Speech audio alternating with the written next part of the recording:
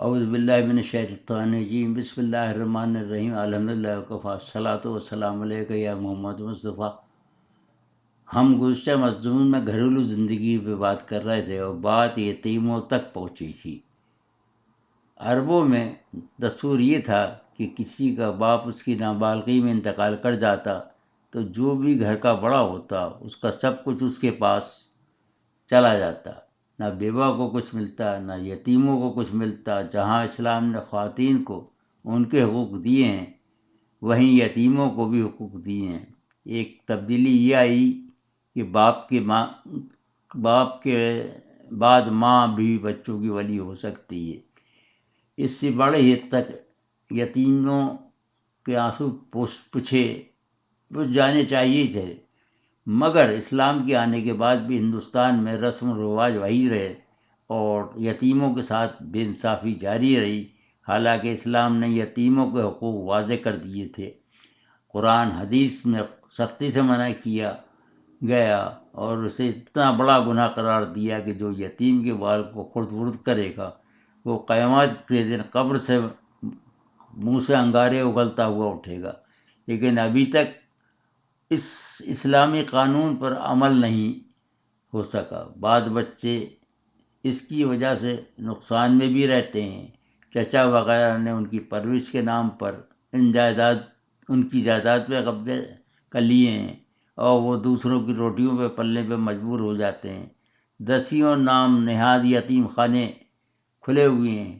اکثر جو بچے عوامی مقامات پر یتیم خانوں کے لیے جو چندہ کرتے دکھائی دیتے ہیں وہ عام طور پہ 50-50 پہ کام کر رہے ہوتے ہیں اور ان میں مسلم اور غیر مسلم کا بھی کوئی خیال نہیں رکھا جاتا۔ میرے پاس ایک نوجوان نوکری کے لیے آیا جب میں وہاں ہوا کرتا تھا۔ جب میں نے اس سے سابقہ تجربہ پوچھا تو اس نے بتایا کہ وہ یتیم خانوں کے لیے چندہ جمع کیا کرتا تھا۔ اس کا نام تھا رمیش کمار۔ اس نے بتایا کہ نصف وہ خود رکھ لیتا تھا، بقیہ نصف یتیم خانے کے مالک کو دے دیتا تھا۔ اس نے یہ بھی بتایا کہ جب کوئی معائنے وغیرہ کے لیے آتا تو وہ ہم سب کو جمع کر کے یتیم دکھا دیتا اور اس طرح یہ کاروبار اس وقت تک چلتا رہا جب تک کہ وہ جوان نہیں ہو گیا، اور بعض ان بیچارے یتیموں کو ایسی سزا ملتی تھی کہ ان کا مستقبل خراب ہو جاتا تھا۔ انگریزوں کے دور میں ICS کا امتحان پاس کرنے والوں پر یہ پابندی آئی تھی کہ وہ اچھے خاندان سے بھی تعلق رکھتے ہوں۔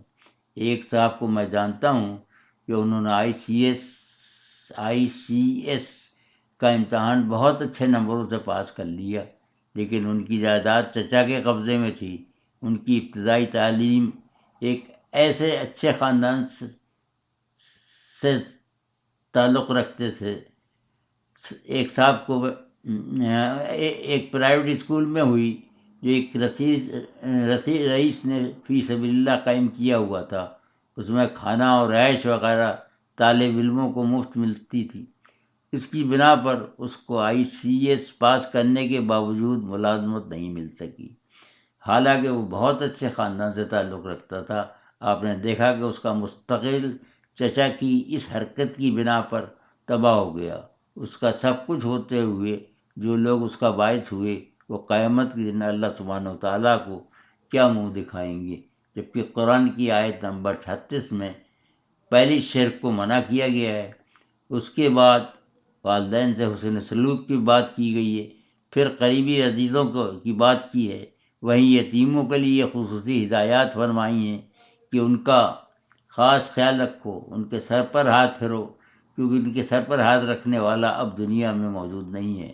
ہم نے بچپن میں دیکھا کہ لوگ اس ہدایت پر بہت زیادہ عمل کرتے تھے اور سر سہلا کر بھیجا کھا جاتے تھے، کیونکہ بیمار بیچارے اتنے ہی پڑھے لکھے تھے کہ یتیم کے سر پر ہاتھ پھیرنے کو محرم اور چہلنے میں ثواب ہے۔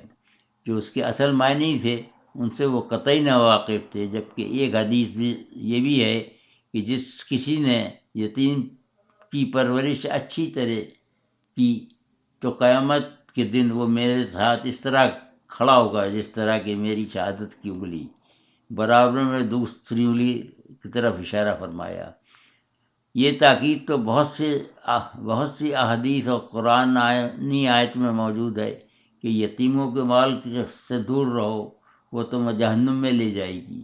ایک اور آیت میں یہ بھی ہے کہ اگر ولی کی مالی حالت اچھی نہ ہو تو وہ یتیم کے مال میں سے اتنا لے سکتا ہے جتنا اس کا گزارا ہو جائے، اور یہ تاکید ہے کہ جب اس کی جائیداد لو تو گواہ کر لو، جب اس قابل ہو جائے کہ معاملات سنبھال سکے تو پھر گواہوں کی موجودگی میں اسے واپس کر دو، اس میں ٹال مٹول مت اختیار کرو۔ حضرت ابو ہریرہ راوی ہیں کہ حضور صلی اللہ علیہ وآلہ وسلم نے ارشاد فرمایا کہ مسلمان گھروں میں سب سے بہتر گھر وہ ہے جس میں یتیم اور اس کے ساتھ اچھا سلوک کیا جاتا ہو، اور مسلمانوں میں سب سے بدتر گھر وہ ہے جس میں کوئی یتیم نہ ہو اور اس کے ساتھ برا سلوک کیا جاتا ہو۔ ابن ماجہ۔